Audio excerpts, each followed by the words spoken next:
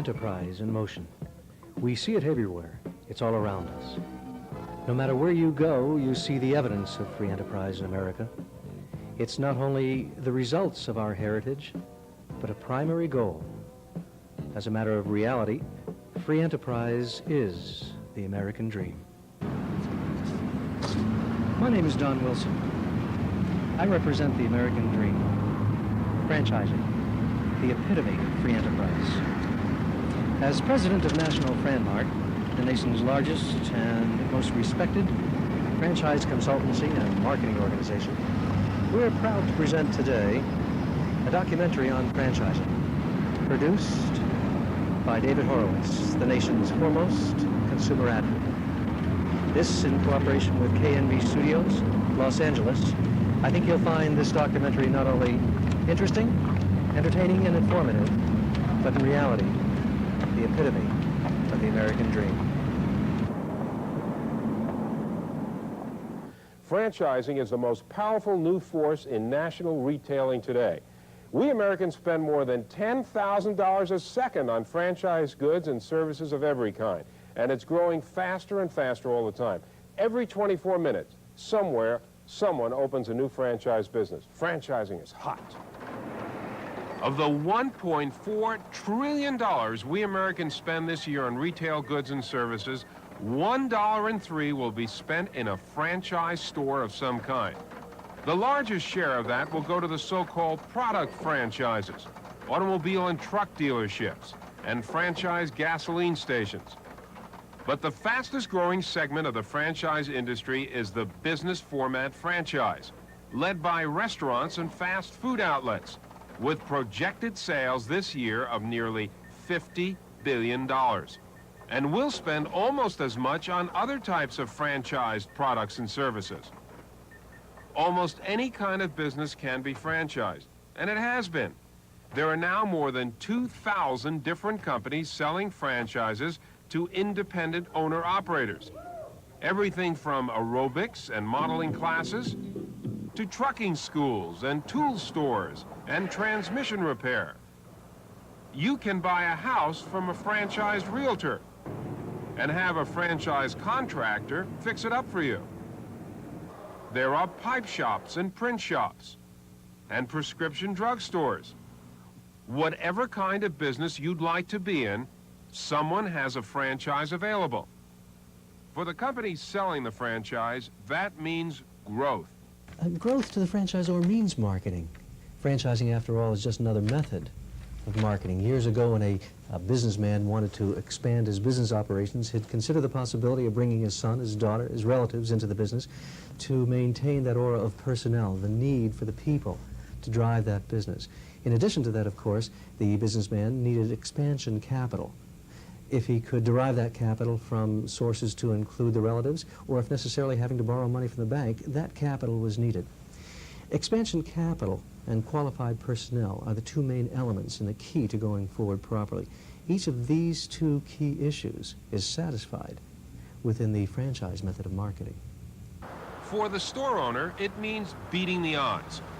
According to the U.S. Department of Commerce, 65% of all new businesses fail, usually within their first year of operation. But the International Franchise Association says the failure rate among franchised retailers is only 3 to 4%, and that's what sells franchises. We opened the doors and we had instant success. The first month that we opened the door, we did something like $78,000, and that was nothing but like net profit. Buying into an established and successful franchise isn't cheap. You can own your own El Pollo Loco, but unless you can show them close to $500,000 for openers, they won't even talk to you. How about a McDonald's? That will cost you about $200,000 up front, plus another $300,000 or so for equipment. Even so, you'll probably never own the restaurant itself. McDonald's owns that. All you get is a 20-year lease.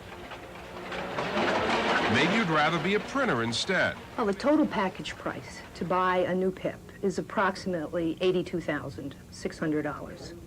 $40,000 of that is a franchise fee, and approximately $42,000 worth of equipment and opening supplies. We require a minimum of $17,500 working capital, money in their own accounts to begin their business. Professional service franchises are generally the least expensive because there's less training and equipment involved. Realtors may join Century 21 for $9,500, plus a deposit on their business location and $10,000 or more in personal net assets. Experienced contractors who already have their own trucks and equipment and their own established business locations can become part of the Dial One network for $3,500, plus a continuing royalty and advertising fee. That's a high price to pay just to put up someone else's name over your door. Is it worth it, though? What are store owners actually getting for all the money the franchise company takes right off the top? Okay, are you tired of working for your boss? Well, if you want to open your own business, retail franchises have a lot to offer. They have the name, the reputation, the advertising, the training, and the support that you need to get started. What sells franchises is the competitive edge they give the franchisees. Those are the store owners who buy the right to do business under some well-known trademark instead of their own names. That trademark, that logo, gives them instant recognition, the kind it would take them years to build on their own. They also get mass advertising, professional training, and continuing advice on running the business. But of course, they don't get all that for nothing. Store owners must pay a franchise fee up front. Now that may be as low as $500 or as high as $40,000 or more, depending on how popular the franchise is and how much training and support the franchising company offers. The franchisor also collects a continuing royalty, a percentage of sales from the store owner. In some cases, there is also a fee to cover advertising costs. What does the store owner get in return? Name brand identification, the image of belonging to a large, well-established business enterprise. The logos are stock and trade. The logo is what represents us up front because it is the image that brings people in from the outside. Century 21's advertising provides a consistent, positive image of a real estate sales professional.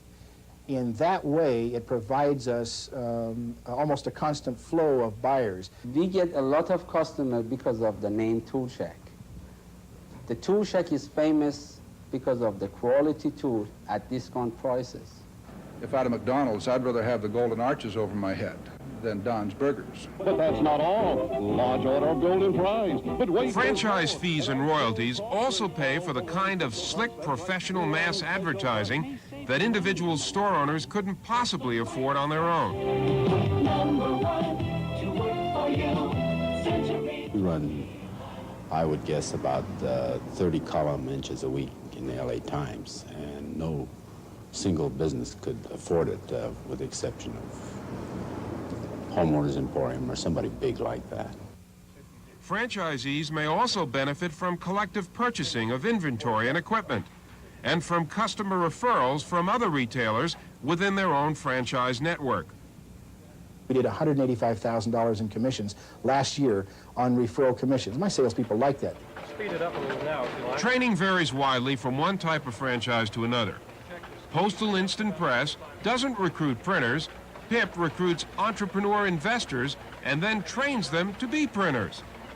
On the other hand, a professional service franchise like the Medicine Shop can't train its own pharmacists. Franchisees must be licensed pharmacists first. The same applies to franchise accountants and realtors. They come in with the basic necessary skills, and the franchising company then continues to train them in more advanced business and professional techniques. Most successful franchising companies offer their store owners continuing support in marketing, financial planning, legal counsel, and help in expanding their franchises into new locations. That's because the success of the chain depends on the success of each individual franchisee. We are a franchising company that derives their income from the royalties paid by our existing franchisees. So therefore, we need to do as much support of a franchisee as possible, because this is where our income comes from. And it's not all money just pouring in. It doesn't matter what kind of business it is, there is a certain amount of risk involved, even with a franchise. And in spite of everything a franchisor may do to help its franchises succeed, some will fail. Why do you suppose it is that some people are successful running their own businesses while others in the same business go broke? What's the secret? Well, David Horowitz looks for an answer to that in tonight's Fight Back report on franchises, money to go. Thank you, Kelly and Nick. And you know, the government statistics may tell you how many small businesses will succeed and how many are likely to fail, but statistics won't tell you why. Some people, when they buy a franchise, expect to be handed success, wrapped, packaged, and guaranteed. Well, it's not that easy. Success or failures depend more on each franchisee's own ability, temperament, and motivation than on what's written in the fine print on a franchise contract. It doesn't matter what type of franchise you invest in, it doesn't come with any guarantee of success. I think that sometimes people have the idea that a franchise eliminates the risk. It minimizes the risk, but it certainly doesn't eliminate it. Two of the reasons that businesses generally fail, and this applies to franchisees as well, is that you fail to go in with enough capital and you fail to realize you have to work so hard. Government statistics show that even a potentially successful business may not show a profit during its first year of operation. You need cash and credit reserves to back you up until your business finally begins to pay for itself. If it's their last dollar involvement, most franchisors of any good, legitimate variety won't even take that franchisee on. Many people, after the grand opening, get carried away with the success. During a grand opening, they'll do $5,000 to $7,000 a day. Some of them will multiply 5,000 a day times 30 days and say, whoopee, I'm rich. I've got $150,000 a month rolling in.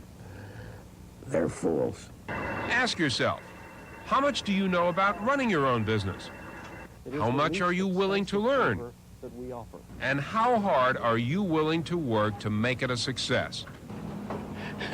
It came like a shock to me how little I knew. I started out as a mechanic like most other contractors with our hands dirty, and then I found out that I need to be a manager, and it's an altogether different ball game. You need to work hard. Down in the trenches kind of work. Can you get up at 5 o'clock in the morning to make donuts? Can you handle being around 30 pimply-faced young kids all day long cooking hamburgers? Do you have that kind of temperament? Could you handle the daily stress of dealing with the business, the public, and your own employees? If they're an uptight type of a person, fly off the handle very quickly, can't take direction, they probably aren't going to make it. Franchising companies differ widely in how much control they exercise over their franchisees. Everything from the use of the logo to retail prices, inventory control, and operating hours. If you can't live with that kind of control, you probably have no business trying to run a retail franchise. People go into business because they want independence. A franchisor is going to be dictating to them. We're advertising this item, and he doesn't like it. He can achieve more independence once he has a place established without us. That's called the breakaway syndrome, when success itself can lead to failure. It's been proven year after year after year. The franchisee that is online, that has an ongoing business, who tries to break away from the franchisor, if that logo, if that trade style is taken down, if the services are discontinued, if the advertising is non-existent, I can all but guarantee you, you will not be in business much longer.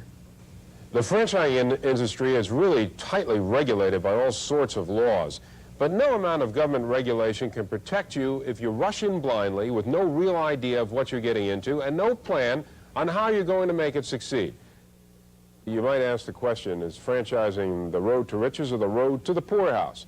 Well, franchising today is the most powerful force in American retailing. But back in the 1950s and 60s, the sale of franchises was riddled with fraud and misrepresentation. Fast buck operators were selling all kinds of get-rich-quick schemes. It was open season on investors and their money. Today, we have laws to protect us from that kind of fraud. But laws alone cannot guarantee success or protect those who rush blindly into an investment thinking they know more than the experts. Nationwide, the sale of franchises is tightly regulated by the Federal Trade Commission. In addition, most states have their own laws regarding the sale of franchises or other business investment opportunities. California's laws are among the tightest in the country, requiring franchising companies to provide prospective buyers with detailed written information about the company, its ownership, and its history, along with a full explanation of the franchise agreement, including all fees and financial commitments, and a copy of the contract itself. The California law also requires the buyer to be given time to consider the proposal carefully and to get outside advice before making any investment in the franchise. Take this entire offering to the legal counsel, take it to your accountant, get total financial advice before you even involve yourself. Keep in the back of your mind that no monies shall exchange hands, no contract shall be signed within a minimum of a 10-day period after the course of the first meeting or the introduction to the franchise licensing agreement and prospectus. So there is that cooling off period of it. Do your own research. The Franchise Opportunities Handbook, published by the U.S. Department of Commerce, is a good place to begin. It contains all kinds of information on franchising in general, on various government assistance programs, and places to go for further information. Small Business Administration, can I help you? The Small Business Administration may help arrange financing and provide invaluable guidance in opening your own business. We have an extensive counseling program dealing with a large number of volunteers who are willing to give their time and experience to counsel free. We provide information concerning franchises. There are also state and local government assistance programs and educational training programs for people just getting started in their own businesses. If you don't have the experience, franchising might be one of the ways you want to consider. Talk to other franchisees who've been in the business for a while. You can learn a lot that way, but don't expect them to knock their own business or the company that supports them. Tool Shack gave us a list of its franchisees, some doing well and some still struggling to make a profit. But when we interviewed them, the franchisees all told me the same story. Been very good. They've lots of cooperation. When we needed help, they've given us help. We've had an excellent relationship. Yes. You can add me to one of the successful small businessmen. Once in a great while, with the right combination of luck and skill, a store owner may get rich quick. But more often, it takes time and a lot of hard work to make even a strong, well-established franchise a success. Watch out for anyone who tells you differently. You can usually tell just by looking at the newspaper ad. They usually offer get-rich-quick schemes, very low down payment, rapid success. They're selling pipe dreams. Anyone can pick up an official-looking sales presentation. That doesn't mean they are complying with the law. Check with the California Department of Corporations. If the franchisor isn't registered and licensed by the state to sell franchises, I suggest you forget it. You don't want anything to do with that company. And finally, no matter whom you turn to for advice, there are some decisions no one else can make for you. Question, are you the sort of person who should be in business for yourself? Could you manage your own store and the people who work there? You're the only person in the world who can answer that kind of question. Key question, and I suppose the question I've been asked most often during this series is, what's the best franchise for the money? Well, I can't answer that because the right choice for one person might be entirely wrong for another. Of course, you could get the best advice available if you talk to an attorney who's knowledgeable about franchising or talk to an accountant or a professional franchise consultant. Still, no matter how many experts you talk to, there is some question no one else can answer for you. Probably the most important one is, what kind of business would you be happy in? You don't have to run a restaurant. You can be an auto mechanic instead. You can rent out videotapes and process photographs or teach fashion modeling. You may hate doing your own housework, but love running your own house-to-house maid service. The choices available to you are almost limitless. Then ask yourself, what kind of a business person you want to be? Do you want to be a hands-on owner, waiting on customers yourself and running the business from behind the counter? Or would you rather be an investor owner who hires people to handle day-to-day retail sales? If that's what you want, that's fine with PIP. We're looking for someone who is aggressive, not necessarily a printer, or do they want to be a printer, but they want to be business people, not just one person that wants one store and stand behind the press and run the press for the next 20 years. Other franchisors are looking for just the opposite type of owner-operator. We're not looking for the investor owner. We want an actual operator on site who's directly involved. Not somebody who wants to get rich quick, because they won't get there that way, but somebody who wants to make a comfortable living, doing their own thing, running their own business. How much are you willing to gamble? Some franchises are riskier than others. The more successful a nationally known franchise is, the more it's going to cost you. But for some investors, that security is worth paying for. I'd rather go into something that's more established. I would be very concerned about a low fee because that kind of tends to say this is something new and it's not proven that it's going to be successful.